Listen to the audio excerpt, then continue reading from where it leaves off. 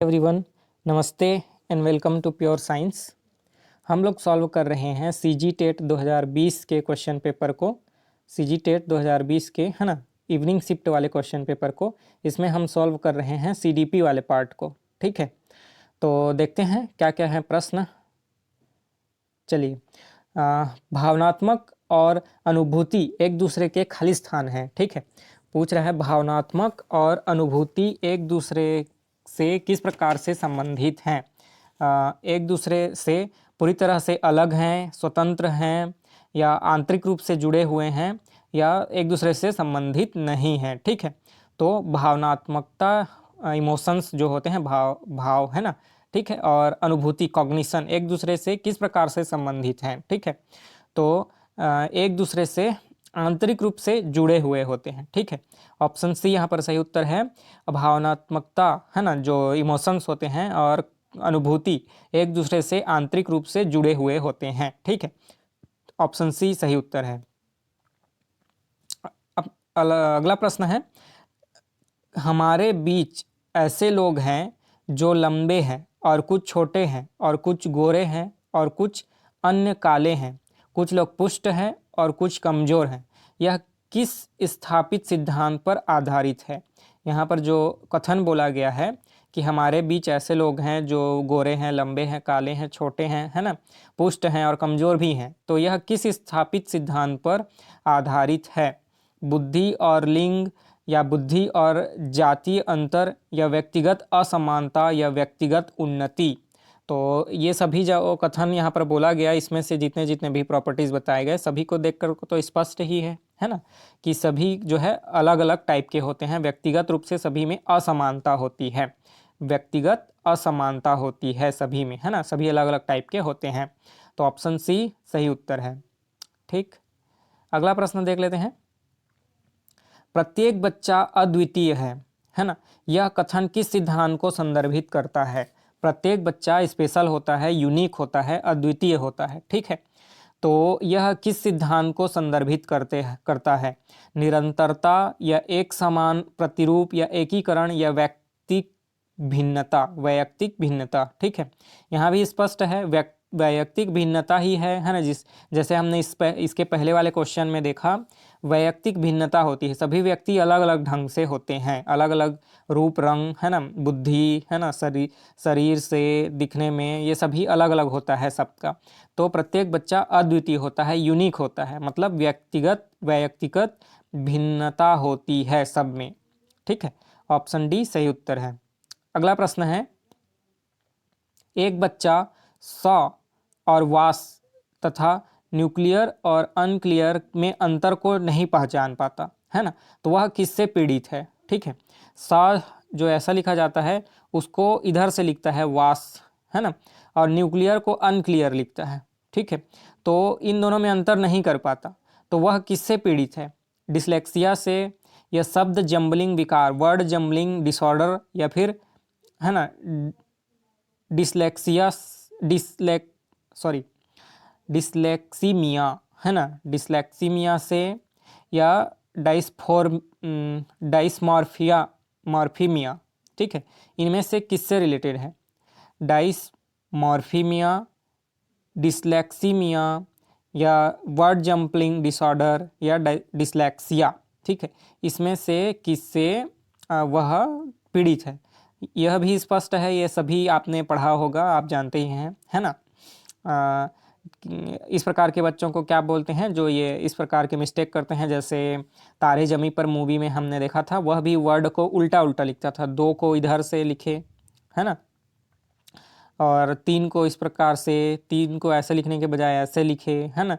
तो ये dyslexia disorderness, है ना, डिसऑर्डर होता है, मतलब एक बीमारी होती है माइंड से रिलेटेड, डिसलेक्सिया, तो उससे पीड़ित है। ठीक है, तो ऑप्शन ए यहाँ पर सही उत्तर।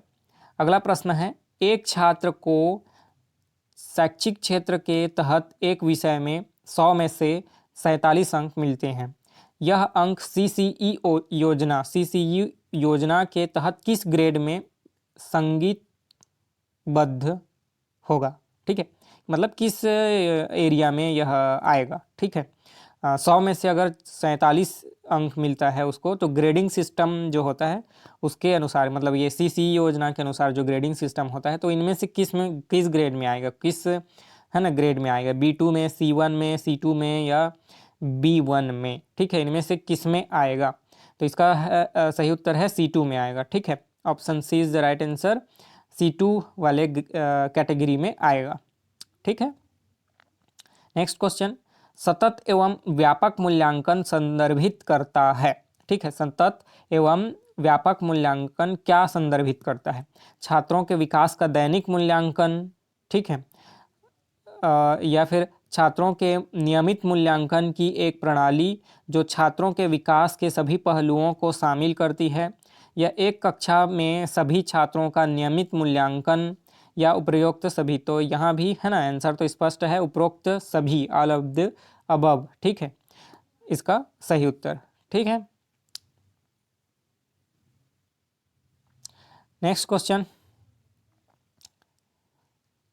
छात्रों की उपलब्धि का मूल्यांकन करने के लिए निम्नलिखित में से कौन सा तरीका सबसे अच्छा है, छात्रों की उपलब्धि का मूल्यांकन करने के लिए निम्नलिखित में से कौन सा तरीका सबसे अच्छा है, ठीक है, सतत मूल्यांकन या वार्षिक मूल्यांकन या त्रैमासिक मूल्यांकन या उपरोक्त में से कोई नहीं, ठीक है। तो अभी अभी जो इसके पहले वाले क्वेश्चन में हमने देखा, ठीक है, सतत मूल्यांकन होना चाहिए, है ना, रेगुलर कंटिन्यूअस जो है बच्चे का मूल्यांकन करते रहना चाहिए, तो ऑप्शन ए यहाँ पर सही उत्तर है।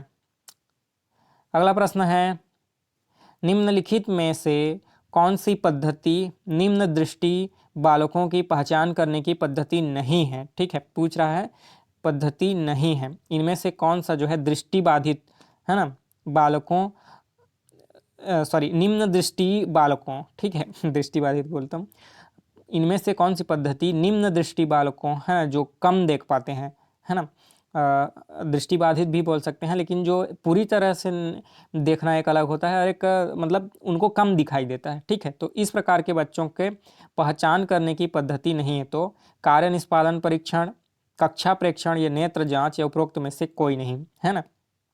तो इनमें से कौन सी पद्धति पहचान करने की सही नहीं है, तो इसका सही उत्तर है कार्य निष्पादन परीक्षण, है ना, यह पद्धति जो है सही नहीं। वर्क परफॉर्मेंस टेस्ट जो है बच्चों की दृष्टि को कैसे चेक कर सकती है ना, बच्चे की दृष्टि में कोई खराबी है, वह अच्छे से नहीं देख पा रहा है, लो साइट है उसके में, तो ये जो है कार्य निष्पादन परीक्षण इसका सही परीक्षण नहीं है, ठीक है, तो ऑप्शन ए यहाँ पर सही उत्तर है।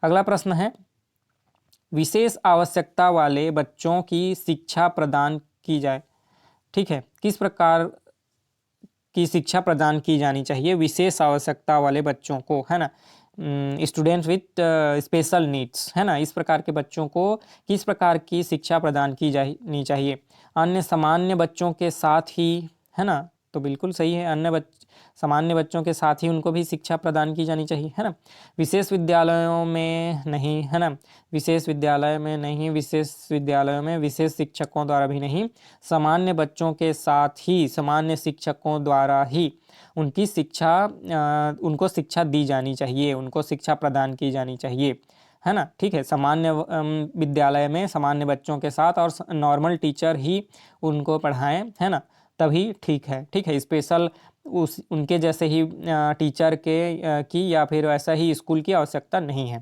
ठीक है, तो ये ऑप्शन ए यहाँ पर सही उत्तर है। अगला प्रश्न है, निम्न में किस कौशल में पूर्व ज्ञान की परीक्षा आती है, इनमें से किस कौशल में पूर्व ज्ञान, है ना, जो पहले उन्होंने सीखा है ना, जो जो कुछ भी सीखा है उसका जो है पूर्व ज्ञान का जो है परीक्षण जो है इनमें से किस प्रकार के टेस्ट में आता है, ठीक है, प्रदर्शन कौशल में, या परिचय का कौशल, या उद्दीपन परिवर्तन का कौशल, या समापन का कौशल, है ना, इनमें से किसके अंतर्गत आता है, ठीक है, पूर्व ज्ञान की परीक्षा, ठीक है, तो इसका सही उत्तर है परिचय का कौशल, है ना, स्किल ऑफ इंट्रोडक्शन, है ना, परिचय का कौशल जो है पूर्व ज्ञान की परीक्षा आती है कि वह इंट्रोडक्शन किस प्रकार से देता है, ठीक है, तो ऑप्शन बी यहाँ पर सही उत्तर है।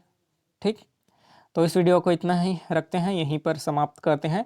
आगे के प्रश्नों को जो हिंदी इंग्लिश के प्रश्न हैं, है ना, साइंस के मैथ्स के, इनको अगले वीडियो में हम हल करते जाएंगे।